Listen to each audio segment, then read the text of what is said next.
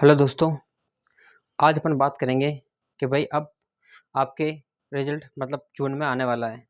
तो मई चल रहा है, लगभग आपके पास बहुत कम टाइम बचा है तो टाइपिंग के लिए, क्योंकि अब आपको टाइम भी कम दिया जाएगा। क्योंकि आपको पता है कि अभी आपके पास आपको बहुत ज़्यादा लंबा टाइम दे दिया है। अभी आपके एग्ज़ाम रिजल्ट आने में काफ़ी देर लगा दी है। तो यूँ समझिए कि अब आपको टाइपिंग के लिए ज़्यादा टाइम दिया नहीं जाएगा, लगभग महीने भर 15-20 दिन का या महीने भर का लगभग मैक्सिमम टाइम दिया जाएगा।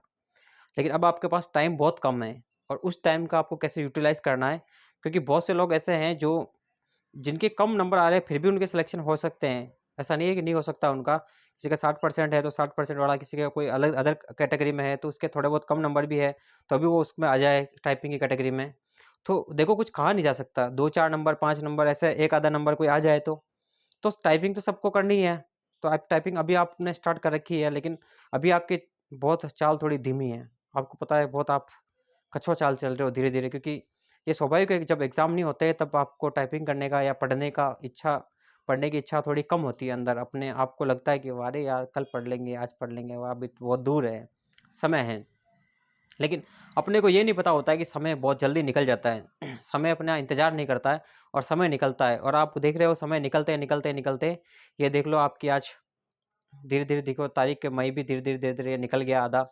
फिर आगे जून आने ही वाला है और जून के फर्स्ट वीक में लगभग 2 से आपके जो चुनाव के रिजल्ट आ जाए, उसके बाद 4 तारीख को रिजल्ट आने वाला, तो उसके बाद मतलब 5-7 तक मतलब आपके रिजल्ट आ जाएगा।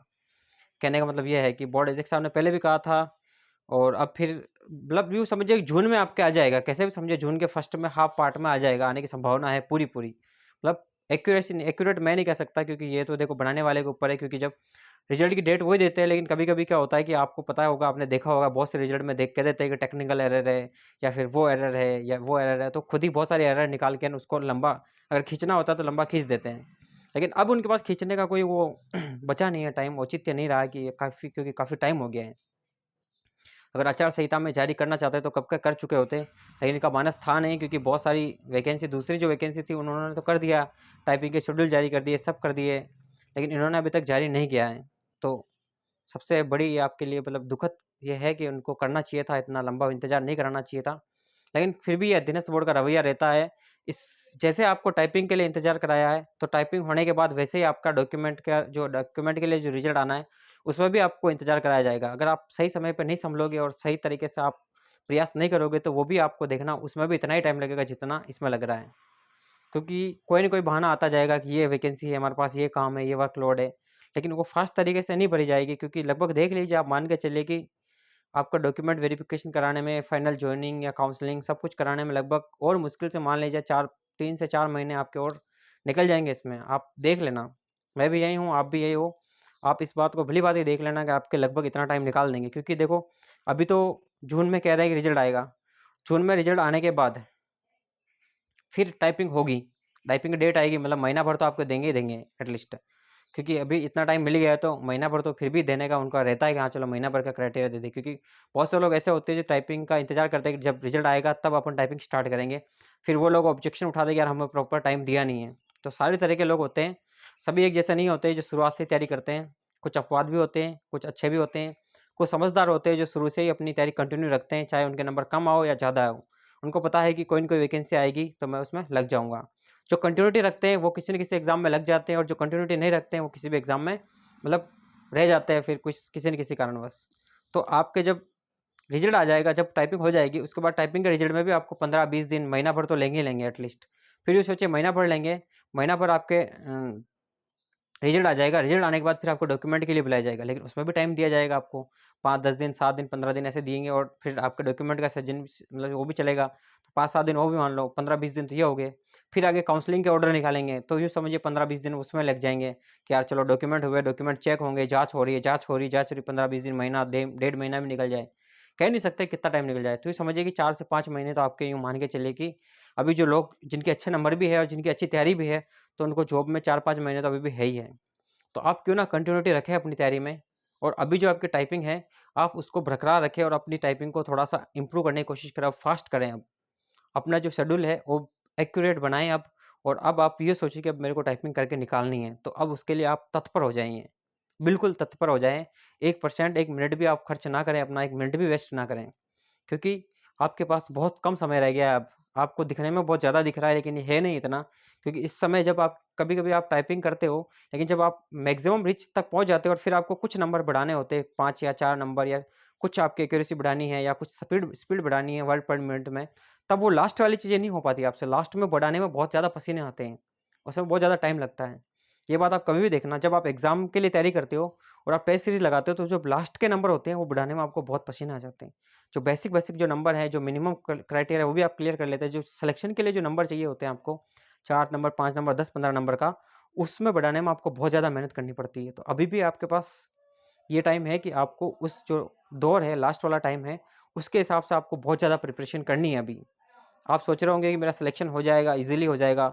ईज़िली का कभी ना सोचें, हमेशा हार्ड टास्क लेके चलें आप, और स्मार्ट दिमाग रख के और दिमाग को एकदम फोकस करके और स्मार्ट तरीके से तैयारी करें, आपका सिलेक्शन निश्चित हो जाएगा। लेकिन अगर आप ओवर कॉन्फिडेंस में कभी ना आएँ, ये बात हमेशा, ये गलती कभी ना करें, क्योंकि मैं भुगत भोगी हूँ, बहुत सी बार ओवर कॉन्फिडेंस में रहा हूँ, तो बहुत सी बार रह गया था। लेकिन जब ओवर कॉन्फिडेंस हटा दिया, सब कुछ हटा दिया, ये सोचा कि मैं बिल्कुल ही कुछ नहीं है, मेरे को बिल्कुल करना है, मेरे को नहीं आता है और मेरे को करना है, सीखना है, तब जाके मैं इस लेवल तक पहुँचा, मेरे को लगा। बाकी आप ओवर कॉन्फिडेंस बहुत से लोग रखते हैं और उनको पूछना जिन्होंने रखा है, वो कहीं न कहीं अटक गए हैं। छोटी-मोटी जगह कहीं-कहीं कुछ मिस्टेक हो गई और वो रह गए हैं। तो ये गलती ना करें। आप सोच रहे होंगे कि मैं ये बता रहा हूँ, लेकिन ये हकीकत है, आज की तारीख की। तो आपको आपके टाइपिंग के लिए अभी इतना टाइम देना है आपको कि अब मतलब बिल्कुल नहीं रुकना है। अगर किसी के 5-10 नंबर 60% से 5-10 नंबर और भी कम है, 60% से 5-10%, 2-4% और कम है, तो वो भी लग जाएँ। ऐसा नहीं हो कभी कि एक आधा नंबर से कहीं किसी के कहने से आप रुक गए और एक आधा नंबर से आपके मतलब सिलेक्शन हो गया, एक आधा नंबर कम चली गई कट ऑफ। ऐसा नहीं कह सकते कभी भी कट ऑफ। कोई भी ज्ञानी नहीं होता है, कोई भी परफेक्ट नहीं होता है। चीज़ें क्या होती है, क्या नहीं होती, सब अनुमान लगाते हैं, आइडियाज़ लगाते हैं। ऐसा कोई भी नहीं है परफेक्ट जो परफेक्ट बता दे। लेकिन आपको खुद का सही विवेक और सब खुद का दिमाग यूज़ करना है आपको, कि क्या अगर 2 नंबर कम चली जाए तो मेरे फ़ायदा हो सकता है, तो क्यों ना मैं टाइपिंग करूँ।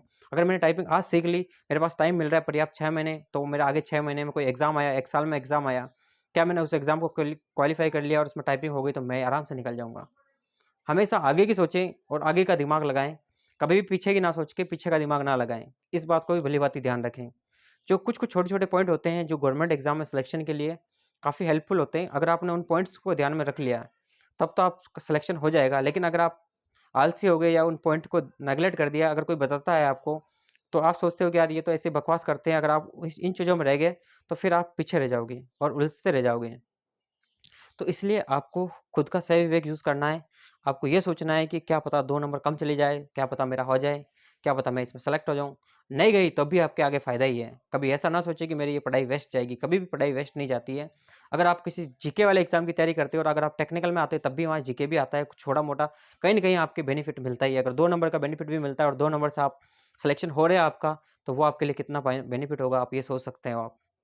मैं खुद इसी वजह से लगा, पटवारी की तैयारी करी, ग्राम सेवक की तैयारी करी, जीके सब कुछ अच्छा पढ़ा, सेकंड पेपर की तैयारी करनी रही, सेकंड पेपर की तैयारी करी, तो आराम से लग गया, क्योंकि रीज़निंग वगैरह पटवारी और इनमें अच्छे से पढ़े थे। और बाकी एसएससी, रेलवे की तैयारी करी हुई, तो रीज़निंग वगैरह, मैथ वगैरह वहाँ पढ़ी हुई थी, तो दिक्कत नहीं आई थी।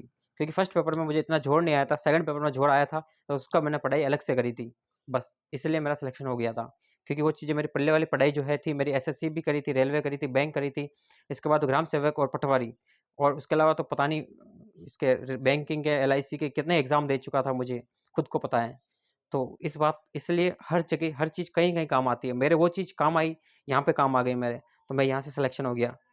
कम मेहनत करनी पड़ी, क्योंकि टाइम सबको लिमिटेड मिला, 3-4 महीने का ही टाइम मिला था।